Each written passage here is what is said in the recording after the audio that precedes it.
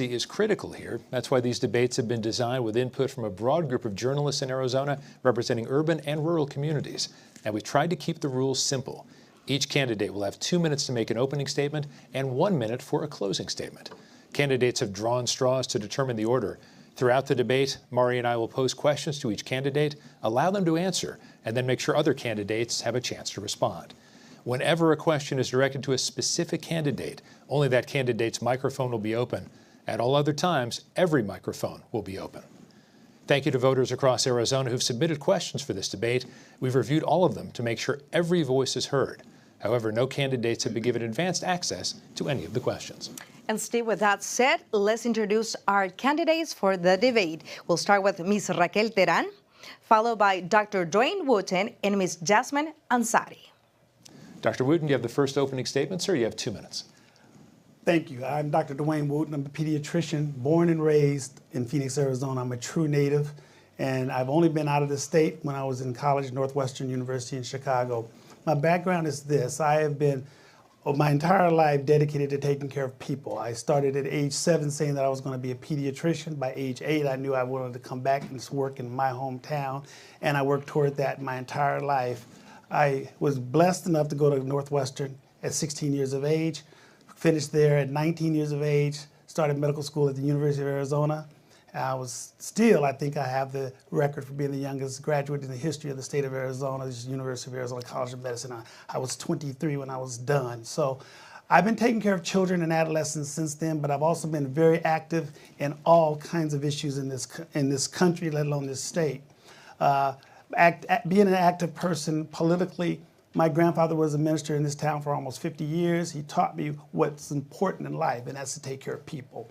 So I've been doing that for a very long time. I've also been very involved community-wise, developing some of the biggest entities that take care of people, Phoenix Children's Hospital being one. So I'm here for you to get to know me, and since I'm the newest kid on the block, if you will, in the political arena for CD3, I look forward to being just that person that you get to know. Thank you, and Ms. Teran, you have 2 minutes. Buenas tardes, Arizona. My name is Raquel Teran. I am running for Arizona's Congressional District 3. I've been a community organizer. I've been the state director for Planned Parenthood. I've been a legislator and chair of the Arizona Democratic Party, and I am a proud mother of an 8-year-old. And every single step of the way of my journey, I've been told that we cannot fight back the extremists. Yet, I led in efforts to recall Russell Pierce, the author of SB 1070. I led efforts to oust Sheriff Joe Arpaio, who was terrorizing our communities. I led efforts to protect the Affordable Care Act. And under my leadership at the Arizona Democratic Party, we had historic victories that led to protect our democracy by re-electing Senator Mark Kelly and getting Governor Hobbs, Secretary Fontes, and Attorney General Chris Mace. I am incredibly proud of the work that we have done. I've knocked on thousands of doors and talked to many people in our communities who have felt left behind, who are upset because their rights are being taken away. That is why I am taking our fight to the halls of Congress to ensure that we deliver for the people in our district. Our campaign is supported and endorsed by many in our community, including Senator Mark Kelly. Our campaign is the only one endorsed by Planned Parenthood Action Fund, Reproductive Freedom for All, the League of Conservation Voters. The biggest unions in our state are behind our campaign. I will be the first Latina to represent Arizona in Congress. Join us at raquelteran.com. And for the people that are watching in Spanish, mi nombre es Raquel Teran. Estoy postulándome para el Congreso para representar el Distrito número 3. Usted me conoce como una persona que ha luchado por nuestra comunidad. Seré la primer latina en representar Arizona en el Congreso. Acompáñanos en raquelteran.com. Okay, Ms. Ansari, you have 2 minutes for your opening statement. Good evening. My name is Yassamin Ansari. I'm a former Phoenix City Councilwoman and Vice Mayor, and with your support, I'm running for Congress to take on MAGA extremism, protect our democracy, and to keep delivering progressive solutions as your next Congresswoman. I am the proud daughter of immigrants who fled persecution and a brutal regime, seeking opportunity and freedom right here in the United States. Growing up in Arizona, they instilled in me the values of hard work, education, and that we can never be complacent when it comes to our democracy. These lessons could not be more important today as extremist Republicans ruthlessly attack our freedoms and our bodily autonomy. I got my start in Democratic politics as a high school student, organizing for the first Barack Obama presidential campaign and the Arizona Democratic Party, and as an intern for Congresswoman Nancy Pelosi. I then have spent my entire career working on progressive causes and getting things done. As a senior climate advisor at the United Nations, I took on corporate polluters and helped to deliver the historic Paris Climate Agreement. When Donald Trump was elected, I decided to run for city council to bring fresh, progressive ideas to City Hall, and that's exactly what we did. I became the youngest woman ever elected to the Phoenix City Council after knocking on 100,000 doors in the district. And as the vice mayor of our city, I protected abortion access, raised wages for thousands of workers, and passed legislation to address our climate, heat, and housing crises. That's why I'm proud to be endorsed by abortion advocates and the vast majority of labor unions in this race, from the firefighters to the carpenters, the laborers, flight attendants, and so much more. It has been the honor of my life to serve Phoenix, and with your support, I cannot wait to keep delivering as your next Congresswoman. Please join us at YassaminForCongress.com. Well, it is time now to start with the real questions at this moment. And today here in Arizona, the Senate passed an act, a very controversial act, that would allow law enforcement, local law enforcement, to question the status of any people that is suspected to be an immigrant. A lot of people think we'll be going back to the days of SB 1070.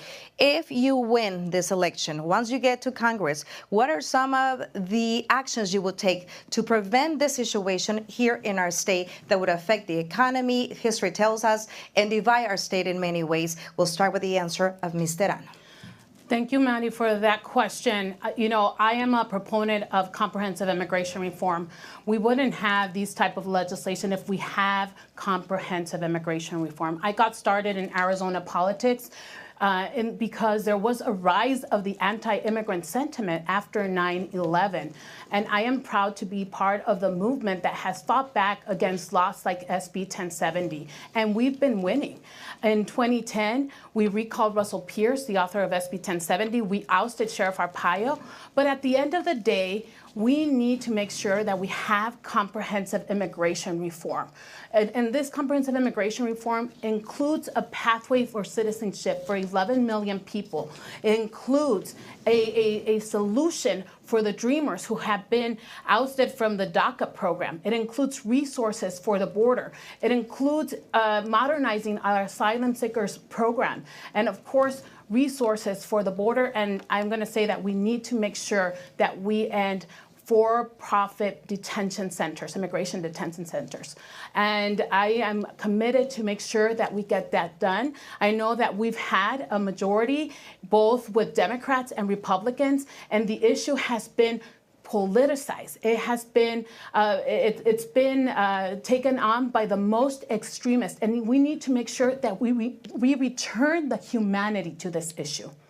Thank you, Ms. Teran. And now, please, if you may answer this question, Dr. Wooten. Well, I just want to make it clear, this problem has been in existence way before 9/11. This problem has been in existence for my entire life. People, a certain group of people, and I don't like to use names, but I'll just say a certain group of people on the right, they're the ones that have weaponized the immigration issue.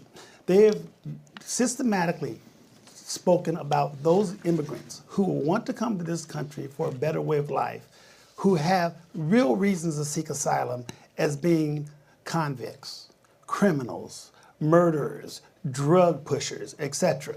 And what I mean by that, weaponizing the situation, it makes people think, generally speaking, whenever the issue of immigration comes up, well, the borders are just open for all these terrible people to come across. We don't discuss the terrible people that come to this country from the East Coast. We don't discuss the terrible people that come to this country from Europe. We don't discuss those people that come to this country from Canada. But we talk about those terrible such people who come from the southern border.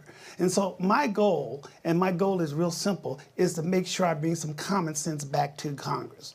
Thank you, Dr. Wooten. There's no more common sense anymore. Thank you for your response. And Ms. Ansari? I am the daughter of a very brave, resilient woman who fled the Islamic Republic of Iran during the revolution in 1979 when my grandfather was in prison. She came to this country seeking refuge and opportunity. Throughout my life, I've worked with refugee communities and as a councilwoman, helped direct $8.3 million to the International Rescue Committee that does work both at the border and also with newly arrived refugees from around the world. Immigration challenges will be one of my top priorities in Congress because it's an issue that has been stagnated for far too long, and in more recent years, we've allowed extremist MAGA Republicans to completely drive the narrative on this issue. There was a bipartisan border security bill that Donald Trump exclusively is responsible for messing up and ensuring that it doesn't get done. We need to make sure that at the border we have enough staff, enough asylum officers, border patrol agents, and better technology.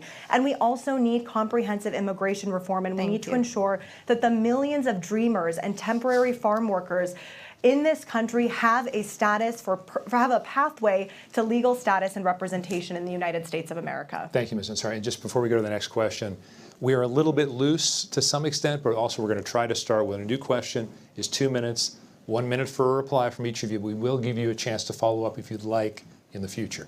Dr. Wooten, let's start with what you mentioned about this problem with rhetoric in particular, maybe how immigrants are being treated or undocumented immigrants have been treated in this country for a number of decades.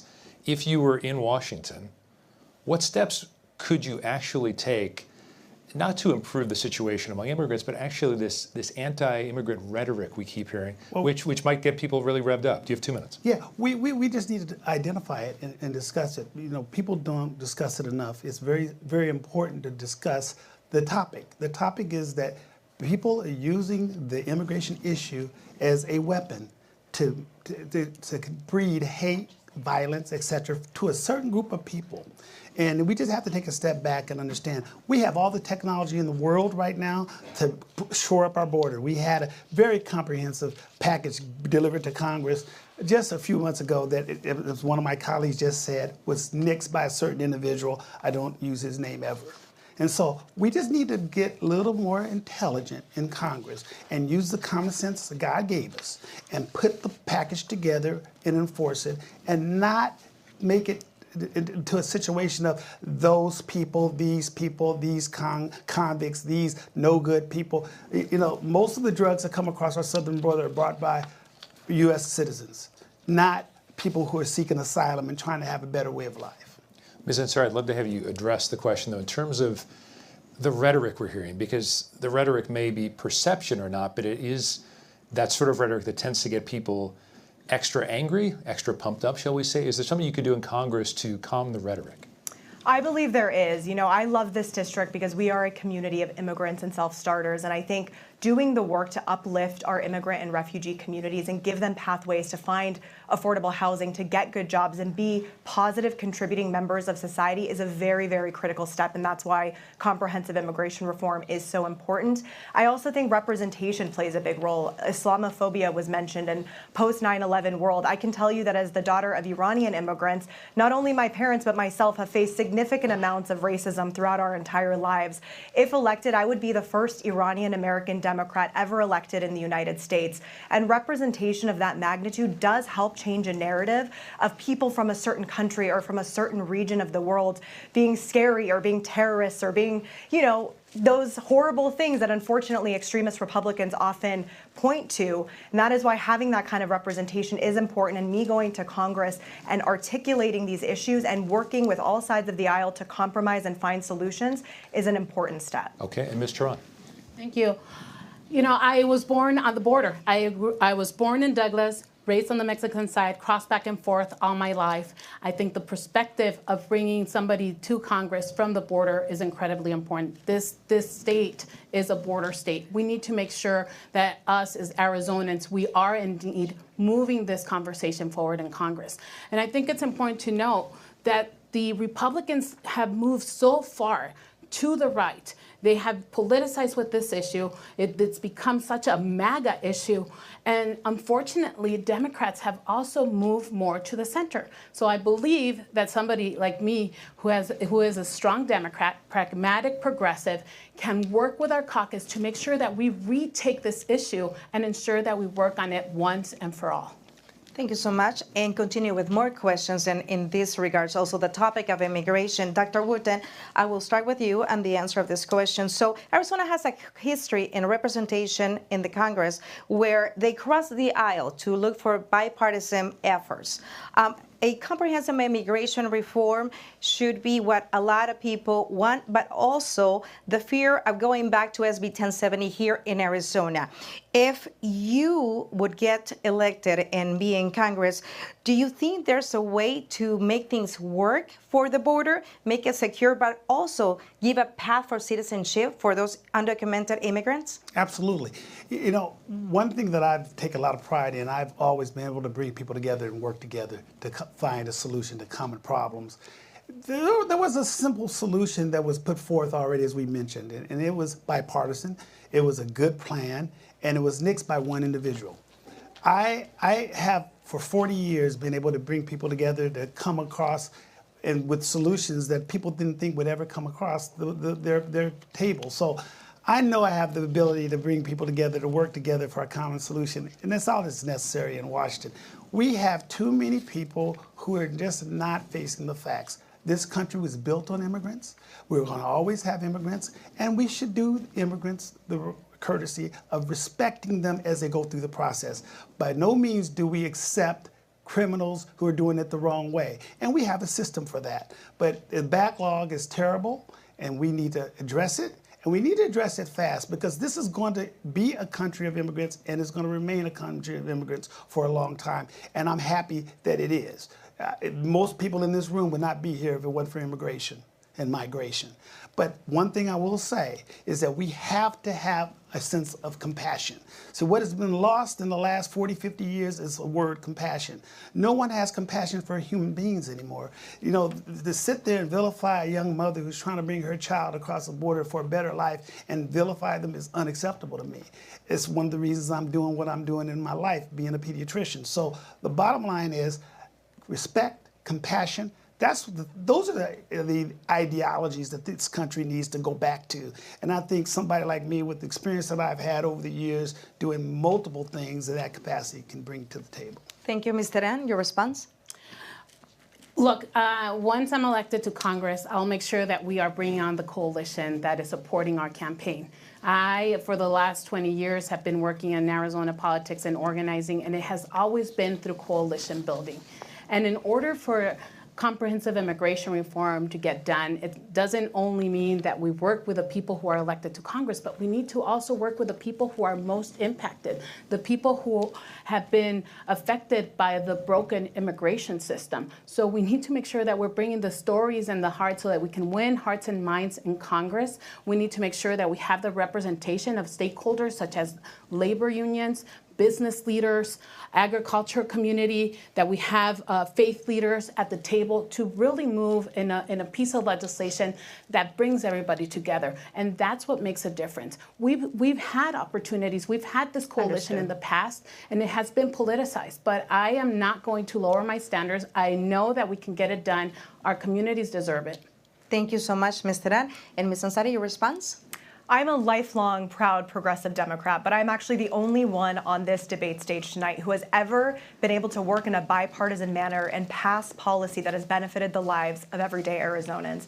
When I served on the Phoenix City Council as a councilwoman and vice mayor, we worked often with our Republican colleagues. These might be colleagues that I disagree with 99% of the time, but when it comes to issues like raising wages for our firefighters and police officers and making sure we're dealing with our hiring challenges, we work together. When it comes to clean energy and ordering our first electric buses, I was able to build a Democratic and Republican coalition to pass a plan with a 9-0 vote. When it comes to homelessness, I worked with Republicans on a community court program to address those issues.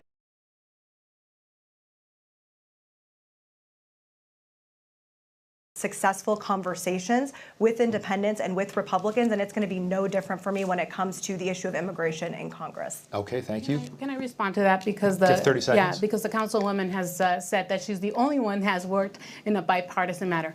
I was the majority leader in the Senate. I'm proud that my colleagues had, elected me to be the majority leader. I have been working in the state legislature for 4.5 years. I had to work with both Republicans and Democrats to get things done, with people from the outside. I was a leader of ousting and recalling Russell Pierce, and we ended up electing a Republican. So I know how to work in a bipartisan manner. And Dr. Wooten, before I move to another question, 30 seconds for you. Yes, I have to add to that. You know, this phenomenon of thinking that the only way that you have worked in a bipartisan fashion is to be in city council or the state legislature. I smile at that because I've been in entities where I brought together warring factions to create one of the most impactful institutions the state has ever seen, and that's Phoenix Children's Hospital. I pulled two groups together. And so, you know, you can pull people together and not be necessarily sitting in a house. Okay, Ms. Ansari, we're going to change topics now. We know what happened when Roe v. Wade was overturned by the U.S. Supreme Court. If you were to be in Congress, would you vote to codify the right to an abortion? And if so, what action would you take? Because it may be different whether you're in the majority or the minority.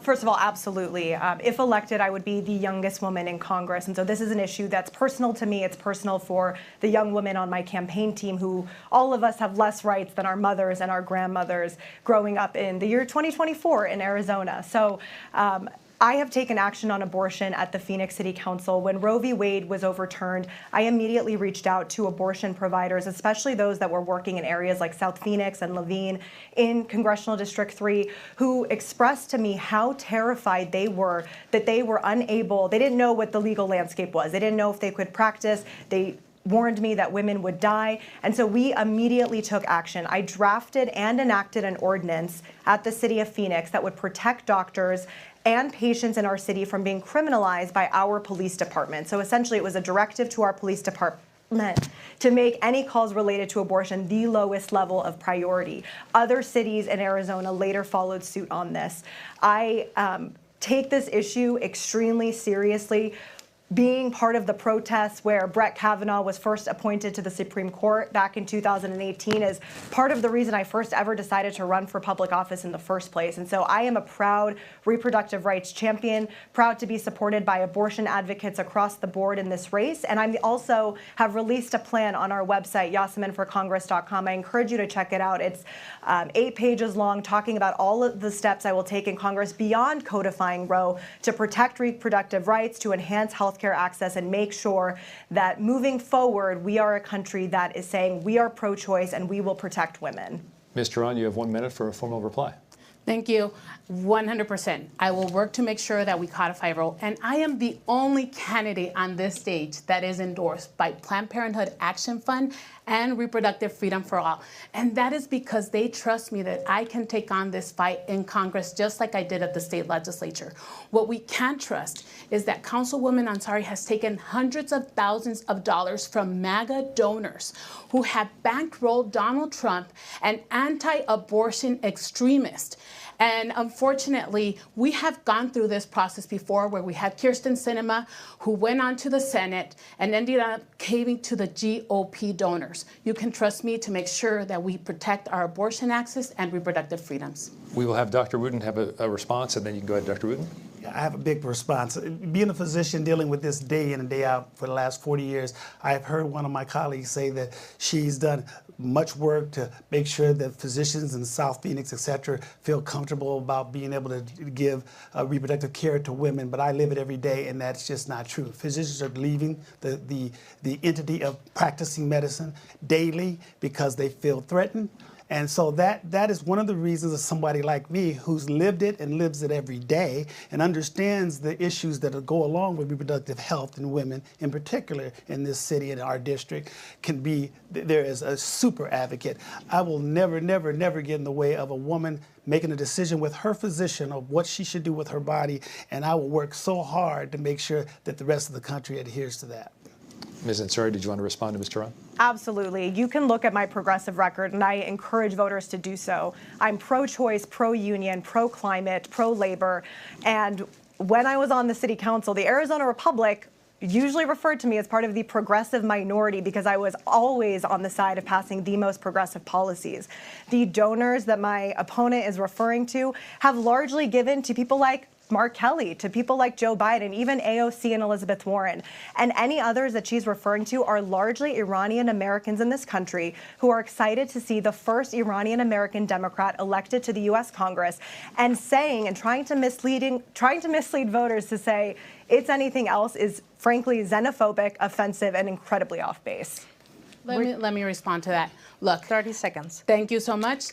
Voters and the people who are watching can go to the FEC website and do their own research on who has given money to Councilwoman Ansari and who has given money to Donald Trump. MAGA donors, not John McCain donors, MAGA donors. Please, I encourage you to visit that website. I'm going to continue with more questions on this topic. I would like to ask Dr. Wooten, have you had any personal experience with the freedom of anyone within your family or close vicinity, the reproductive freedom that you would like to share with the voters listening and watching today? We don't have enough time for me to share all the vignettes I could give you. I have a situation come up in my office almost daily. It's been worse recently. But I've had situations where I've had a child in one of my mom's pelvises, not viable, but was told that she had to carry this child, what we call encephalic. It had no brain. But she had to carry the child to term because the doctors were worried and convinced that they may get filed upon if they were to do a DNC or abortion on this child. And so what happens? The mother is put at significant health risk. The mother can get septic. The mother could die. And I do know 2 cases of friends of mine who lost patients because they were worried about doing abortions, spontaneous abortions or abortions on a mother, and she ended up getting septic and dying. And we see it all the time. That's why one of the reasons I'm in this race, because I have to believe that I can bring some common sense to Congress. I think I should make a T-shirt that says "Common Sense for Congress," because it's unacceptable to me what we allow in this country to be persistently spoken about without the data to support it. And I have the data to support it. Like I said, I've been living it for 40 years. I've seen parents daily in tears. It is a catastrophe. And the fact that we even have to discuss this in 2024 tells you where we're at and where we need to go. Thank you, Dr. Wooten. Ms. Teran, would you care to share if you had any personal experience in this regard? Well, look, I sounded the alarm that Arizona could have a full abortion ban after my trip to El Salvador, where I got to visit women who had been incarcerated because of miscarriages. And we always knew that the 1864 total abortion ban was still in the books. So that's why I, along with my colleagues, my Democratic colleagues, we introduced legislation to repeal the 1864 total abortion ban, because that is the reality that could be the reality of Arizona. So right now, the people most affected by any ban, if it's a 15-week abortion ban or if it's a total abortion ban, are the people that don't have access to health care, don't have the resources to go to California, to Nevada, to Mexico to get the basic health care that they need. We need to make sure that we codify Roe, and I am collecting signatures to make sure that our initiative gets on the ballot, because meanwhile we codify Roe, we will make sure that in Arizona we win the Abortion Access Initiative. Thank you. Ms. Ansari, you would like to respond? Absolutely. In my close family, we have had individuals who have needed to get life-saving abortion care, want to keep their privacy. But in my city council office, we very much prided ourselves on constituent services and making sure we're responding and being proactive in responding to calls. And when Roe v. Wade was overturned, we received several calls from women in the district who were highly, highly concerned about what access they had and what they could do. And we did, even though this issue is not usually under the purview of City Council, we did our best to connect them with abortion funds, with information about where they could go here in Arizona, clinics that they could go to, or even potentially providing funding to go out of state. So there's a lot of work that has to be done, and a lot of women in this community are deeply scared and deeply troubled, and rightfully so. Ms. Ansari, thank you. Ms. Teran, let's move on to a different topic, the topic generally of the economy. Inflation has cooled from its highest levels, but this district has been affected starkly, as much of the state has been. What steps would or could you take as a member of Congress to make living more affordable for your constituents? Yeah, that's that's an issue that is brought up at the doors all the time as I'm having conversation with voters. But you know what? It's not an issue just with this current inflation situation. This district has been left behind for many, many years. So when you have something like the pandemic or this inflation rate, our communities have a harder time moving forward. So I believe that we need to make sure that we're holding greedy corporations accountable, because right now the inflation is lower, but our communities are not feeling it. They're having to pay almost $4 for a dozen eggs. The rise of gas is sometimes it's $4, sometimes it's close to $5. So it's unpredictable, and not to mention the skyrocketing rent prices. It's basically unaffordable to rent right now. So we need to make sure that we're holding greedy corporations accountable, strengthen our antitrust laws so that we can also protect the consumers. And we need to make sure that big corporations are paying their fair share. Okay. Ms. Ansari, your thoughts on inflation and how you'd help to either cool that or make the district and life more affordable for your constituents? Absolutely. I think there's two main issues we need to be looking at here. One is that wages are simply not keeping up with the cost of living in Arizona or across the country. And second, we have a severe housing shortage in Arizona, nationwide, and we have to do something about it. When it comes to raising wages, I was proud as a councilwoman to vote to raise wages for thousands of working Arizonans, from firefighters to our bus drivers, our librarians. And that is what we need to continue to do. That is why I'm proud to have the support of the majority of labor unions who saw that work and want to keep fighting together to make sure we raise the minimum wage in Congress. Second of all, we need to look at our housing affordability, and that is because of a supply and demand issue that we have. On the council, I was a strong pro-housing champion. I spearheaded the effort to legalize accessory dwelling units to make housing more affordable. I worked to approve a record number of housing units in the district and have released a plan on our website specifically around addressing housing and homelessness at the federal level. And Ms. Ansari, we're going to return to that topic a little bit later. Actually, Dr. Wooten, your answer on this particular question. It's simple. We have a glutton of greed. We have people who are out there manipulating the situation with taxes and so forth that cause extreme hurt in the inner city communities of America, especially the inner city communities of Phoenix. We have over a $300,000 shortage, 300,000 unit shortage of affordable housing in Arizona. So we're not going to fix that problem overnight. But what we're going to do, what we need to do, is increase wages. And we also need to decrease prices. There is no reason, and my colleague just mentioned the cost of gas. There's no reason for gas to be as expensive as it is. We are producing plenty of gas in America. But why is it? It's greed. There's no reason for food to be so high. Yeah, wages are higher than they've been recently in the last decade, but food costs are 2.5 times what they were 10 years ago. And who does that affect 10 most? seconds. It affects the people in the inner cities and the communities that are deprived. So I'm going to work real closely to fix that. Thank you, Dr. Wooten. And we're going to continue with another question on this topic. So we'll start with a response with Ms. Teran. And this is the question: do you believe that the action that led to the SHIP Act and the Inflation Reduction Act has led to increased prosperity here in Arizona and diversified a little bit that in the economy also here in our state? Absolutely. I mean, these were incredible pieces of legislation that the Democrats delivered for our state. And they're bringing jobs, they're bringing green jobs, and we need to embrace this type of legislation. We need to work for more. But the problem is that people in our communities are not feeling it yet. And I agree, I'm going to agree with the fact that the wages have not kept up. And when you have these type of policies, sometimes it takes years for them to really go into effect and really be felt within the community. So we need to have these bold protections, these bold bills and these bold policies.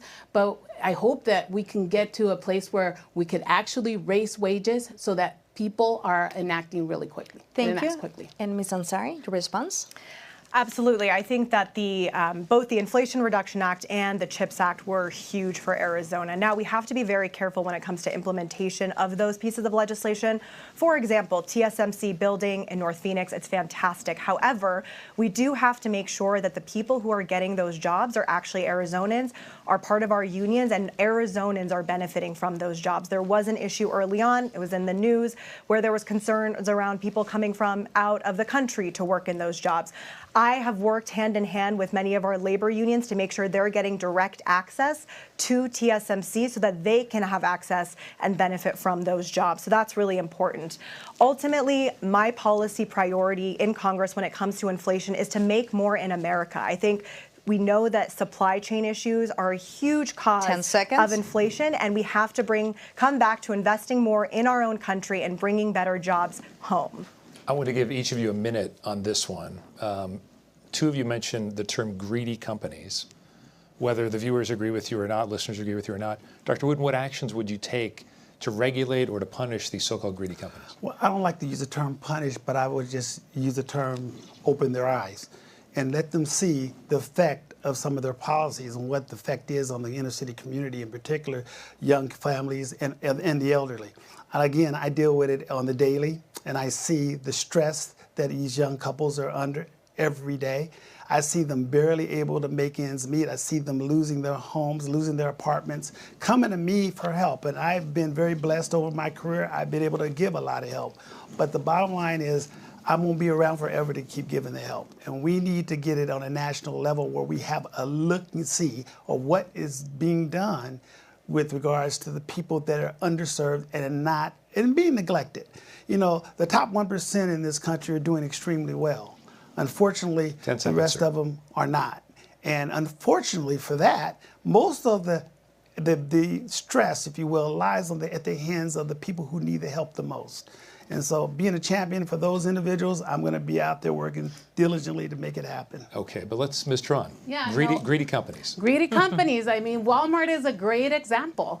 Walmart just settled a lawsuit because they were inflating the meat prices and fish prices. And that is what many of these corporations are doing. It costs less to produce the good, but they have not lowered the cost. So price gouging, we saw it from the pandemic, and in the state legislature, we tried to make sure that we pass legislation to impede price gouging. But we need to make sure that we have it in writing. We need to make sure that we strengthen our antitrust laws. You have Coca-Cola and Pepsi, and they're the ones who are setting the prices, and it's hard to bring down the prices then. So we need to make sure we have strong antitrust laws. Ms. Ansari. I'd look to the Trump tax cuts that are expiring next year. When you look at the individual portion of those tax cuts, there is a lot of room to completely revamp that and help working people and make sure that greedy corporations and the billionaires in this country are paying their fair share. It's in particular that individual portion where there is opportunity to give tax breaks to the middle class who desperately need it and go after and focus on the companies that are price gouging and that are making it so much more difficult for everyday Arizonans to survive in our state. Well, thank you so much for the response. And an area that is very directly affected by the economy, the situation right now, is housing affordability. You go right or left in our state, everywhere, you see the construction of new homes, but yet the average family cannot afford those homes. What do you think are some of the actions that need to be taken in Congress so the housing industry is more affordable for the common or family here in our state? And we'll start with Ms. Teran. Yeah, thank you. I have been a renter most of my adult life. My husband and I bought our home close to our 40s, so it was a challenge to get into a home. We are seeing people like Alondra, who was displaced from her mobile home park and didn't have anywhere else to go when the mobile home park was going to be demolished, or Mercy and Miguel, who are trying to grow their family but cannot afford houses right now. So number one, I think it's important that we are holding the corporate investors accountable. 1 in every 5 houses here in Maricopa County are owned by an investor. That makes it practically impossible for somebody to compete to buy a house, and then it makes it really expensive to rent that house. We need to make sure that we have the resources necessary to address the issue of the people who are unsheltered.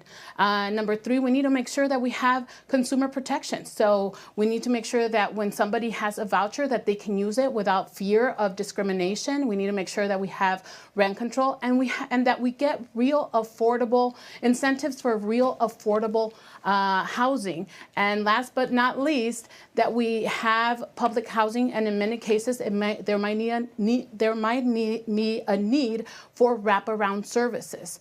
What I know is that the Councilwoman Ansari has a plan that has failed to address these corporate investors. And she, frankly, is very disconnected from what's happening in our community, has no idea what it is like.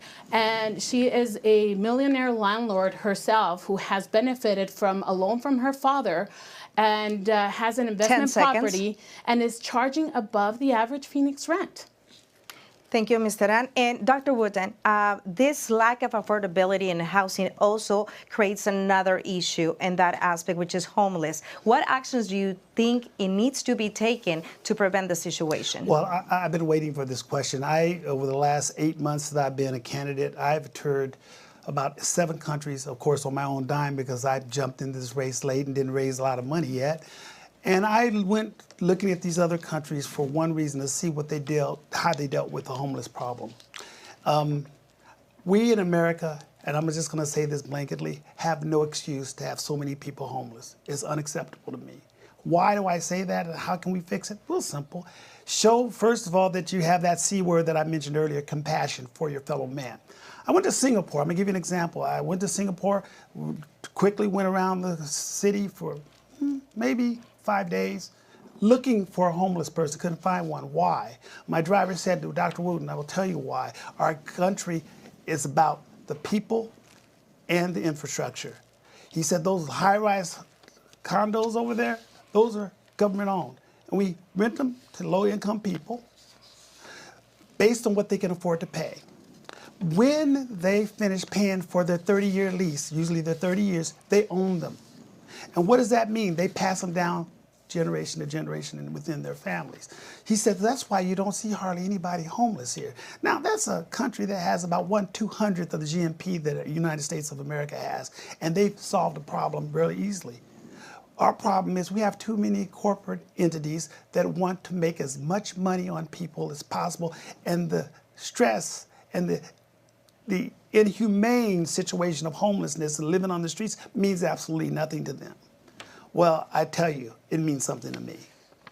Thank you. Ms. Ansari, what are some of the actions that need to be taken to make housing more affordable here in Arizona? Well, first of all, I'd like to start with addressing my opponent's attacks. It's very telling that she's focused on personal attacks against me because she knows she cannot attack my progressive record. She spent 5 years in the state legislature, only had one bill ever heard in committee, and actually voted against $50 million to address homelessness. So that is very concerning to me and something that I think voters should take a look at. When it comes to my record on housing, let me tell you what I've done. First, when it comes to homelessness, I led the effort to clean up the area formerly known as the zone near the Human Services campus. I took out excessive policing from that process, allocated more than $140 million from American Rescue Plan funds to go to emergency shelter beds, more affordable housing, behavioral health services, and we got more than 700 people off of the streets, which were incredibly dangerous, and into safe housing. That's number one. I have actually been one of the number one proponents of affordable housing in the city of Phoenix. I also legalized accessory dwelling units. I led zoning reform. And again, this has been a top issue for me that my opponent has done nothing on during her 5 years on the state legislature. Dr. Wooten? I'd Ms. love Teran, to respond. about 30 seconds, okay. since you introduced the topic. About 30 seconds to you. Thank you. First and foremost, the bill that the councilwoman is referring to is a bill that would criminalize people who are unsheltered. For me, that is a non-starter, and like it was for many Democrats. For us, we need to make sure that we are investing in real solutions in our communities that bring people to life, that gives people a roof over their head, and that affordable housing is accessible to everybody. Thank you. Sorry, we're going to move on. Dr. Wooten, let's talk about law enforcement. How do you think law enforcement treats the average person in Congressional District 3? Terribly. You have 2 minutes to talk about it. And I'll tell you why I say that. I'm married to a judge, criminal defense attorney, and a candidate for Maricopa County attorney, my wife, and we talk about it every day. The individuals in my district are treated sometimes terribly, and we've seen it, we witnessed it, and it's deplorable. But it has to do with the overall thought process. I love the Phoenix Police. My brother, 30-year veteran, my other brother, police officer also for a while.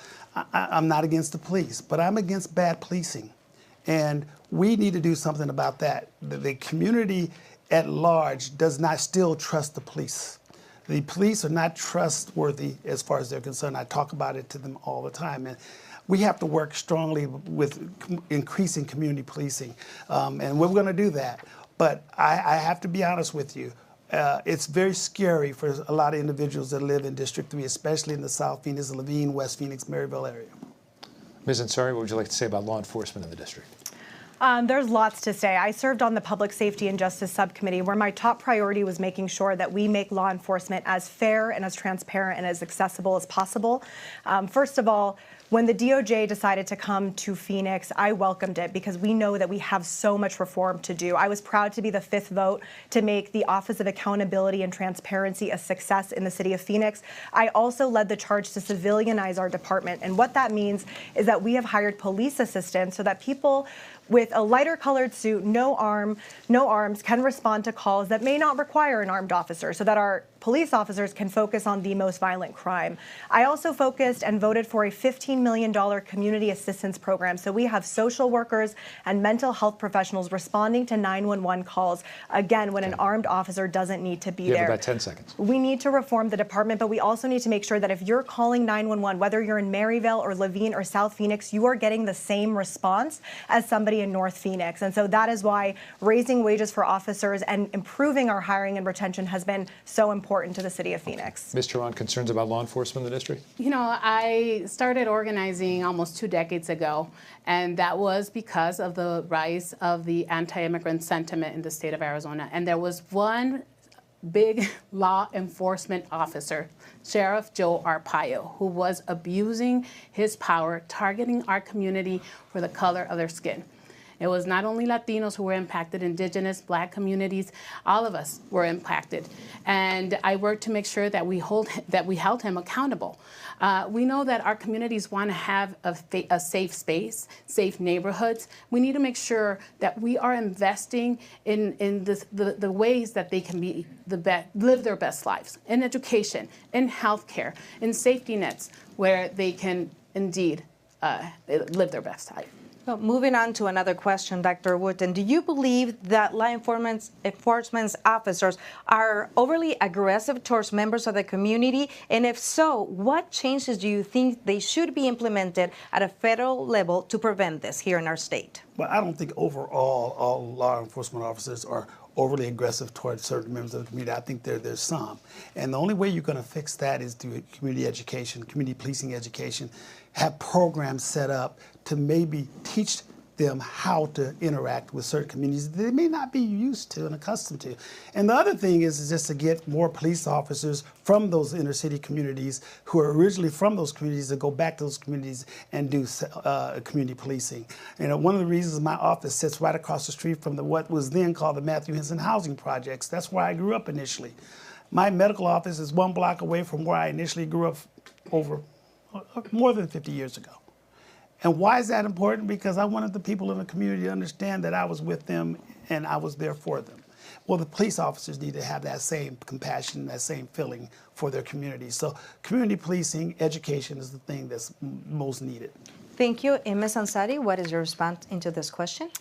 I believe by and large, our law enforcement does their very best to be there for our residents on their absolute worst days. Of course, there is always room for improvement. One of the most tragic cases was of Ali Osman, who was a refugee who came to this country who absolutely should not have been killed by our police department. That is why we are constantly, the city, not we anymore, we're constantly working on reform. There's a lot that can be done at the federal level. There's a lot of national best practices we can bring back here to Phoenix.